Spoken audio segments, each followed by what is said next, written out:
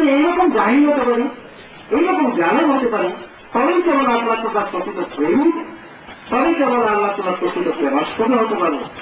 আল্লাহ তাআলার প্রকৃত আসে, আল্লাহ তাআলার প্রকৃত মাসুক তখনই হতে পারবো। এমন হয়ে যায় যে জালেম এবং জাহিল হওয়ার কথা আল্লাহ তাআলা আমাদেরকে বলেছেন। সেই আমার আল্লাহ তাআলার ঈমান, আল্লাহ তাআলার মারফাত, আল্লাহ তাআলার মহব্বত, এই সমস্ত তাদের করা না করলে, তাদের নির্দেশ আদেশ নির্দেশ মেনে না করলে, তাদের কাছে দায়াত না হবে, এটা কারো কাছে পাওয়া সম্ভব নয়। এবং যাবতীয় তরিকার মধ্যে শ্রেষ্ঠ তরিকা কি কি কারণে? এখানে হবে আবু বকর সিদ্দিকের নতুন নেকবত খোলাফায়ে রাশিদুনের ফজিলত সম্পর্কে এক একজনের ব্যক্তিগত এককভাবে সমস্ত কিতাব বর্ণনা করা, আশার এবং সাহাবীদের প্রত্যেকের নামে নামে ফজিলত বর্ণনা করা, সাহাবায়ে বদরি সাহাবীগণ তাদের ফজিলত বর্ণনা করা। এইভাবে সম্মিলিতভাবে সাহাবায়ে কেরামের ফজিলত বর্ণনা করা আছে, এইভাবে এককভাবেও আছে। এই সমস্ত ফজিলত বর্ণনা করতে গেলেও অবশ্যই হতো। আবু বকর সিদ্দিক রাদিয়াল্লাহু আনহু তার সম্পর্কে রাসূল পাক সাল্লাল্লাহু আলাইহি ওয়াসাল্লাম ইরশাদ করেছেন যে আমি আল্লাহ তাআলার তরফ থেকে যা পেয়েছি তা অবিকল আবু বকরের সেবার মধ্যে আমি অবিকল যা পেয়েছি তাই। সুতরাং আর ওমর ফারুক রাদিয়াল্লাহু আনহু সম্পর্কে বলেছেন আমার পরে যদি কেউ নবী হতো তার ওমর হতো। হযরত ওসমান বিন নুরাইন রাদিয়াল্লাহু আনহু তার ফজিলত সম্পর্কে এরকম বলা আছে যে তিনি যে পথে হেঁটে যান তিনি এমনই পবিত্র মানুষ, এমনই পবিত্র জীবনযাপন করেন, তার রাস্তার দুই পাশে ফেরেশতারা সম্মানের জন্য সারিবদ্ধভাবে থাকে।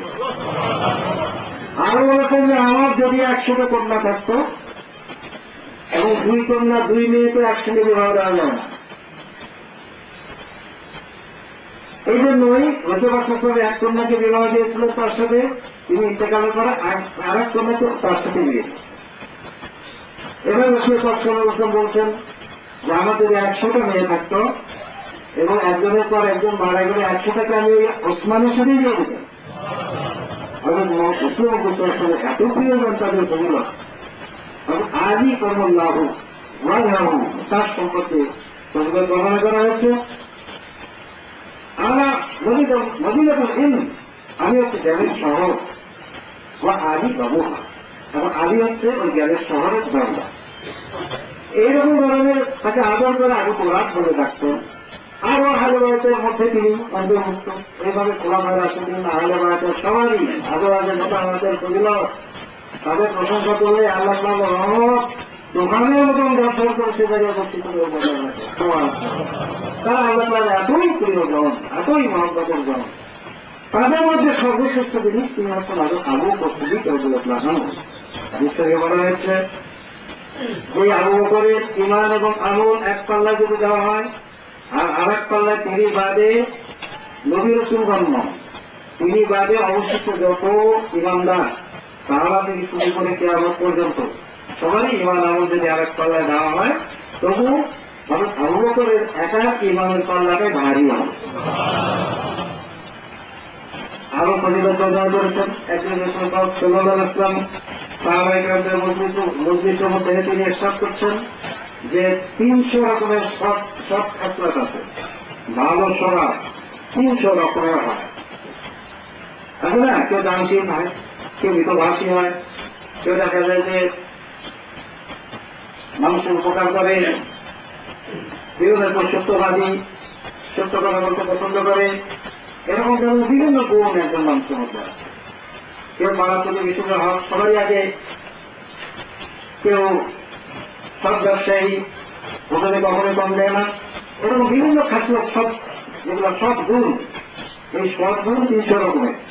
রাসূল পাক সাল্লাল্লাহু আলাইহি ওয়াসাল্লাম ইরশাদ করছেন এই 300 রকম সব গুণের মধ্যে যে কোনো একটা গুণকে আল্লাহ তাআলা ওই বান্দাকে দান করেন যাকে আল্লাহ তাআলা কবুল করে নিবেন, যাকে আল্লাহ তাআলা পছন্দ করেন এবং তাকে কবুল করবেন, তাকে কবুল করার ওসিলা হিসাবে 300 সৎ খাসলতের মধ্যে 300 সৎ গুণের মধ্যে একটা গুণ ওই বান্দাকে দান করেন, ওই ওসিলা থেকে আল্লাহ তাআলা কবুল করেন। আবু বকর সিদ্দিক রাদিয়াল্লাহু আনহু তখন জিজ্ঞেস করে, ইয়া রাসূলুল্লাহ, আপনি যে অনুকূলতে বলেন যে আবু বকরের মধ্যে এরকম 300 খাসলতের মধ্যে যে কোনো একটা সদ্গুণ আছে কিনা আমি একটু জানতে চাচ্ছিলাম। খুব অনুযায়ী বিরোধী যখন বললেন, তখন রাসূল সাল্লাল্লাহু আলাইহি ওয়াসাল্লাম তখন ইরশাদ করলেন, এই 300 রকমের সদ্গুণ, 300 রকমের সৎ খাসলত, সৎ স্বভাবের 300টাই তোমার মধ্যে। এই আবু বকর সিদ্দিক রাদিয়াল্লাহু আনহু, আবু বকর আমিরুল মুমিনিন আবু বকর সিদ্দিক ইবনে আবু কুহাফা রাদিয়াল্লাহু তাআলা আনহু, তার সঙ্গে বলে যে এই তরিকার সম্পর্ক সেটার সঙ্গে কথা আমরা সবাই পাঠ করছি, করি নাই, আর বেশি করে পাঠ করবো। যখন সেগুলো পড়া যায় তখন মঙ্গল কথা। একদিনের আউলিয়া কেরামদের থাকার একটা নিয়ম ছিল প্রতিদিন সেগুলো পাঠ করা। আমরা এটা গাছলাটি করে করি না, যেহেতু রেয়াজের মধ্যে থাকলে হয়তো তাদের রেয়াজের মধ্যেই তো অর্থের যোগাযোগ আছে, কিন্তু তবুও প্রতিদিন যদি একবার করে নিয়েও দেওয়া করেন দুনিয়া আখেরাতের কল্যাণের জন্য, তা আল্লাহর দরবারে ইনশাআল্লাহ মকবুল হয়। আত্মিক সম্বন্ধ যেহেতু উচ্চ, সেহেতু তার কাছ থেকে যে তরিকাটা বেড়ে আসছে সেটা নিশ্চয়ই অন্য তরিকার চেয়ে উচ্চ হবে। এই কথাটাই বোঝাতে যাচ্ছে তুমি এখানে বলো।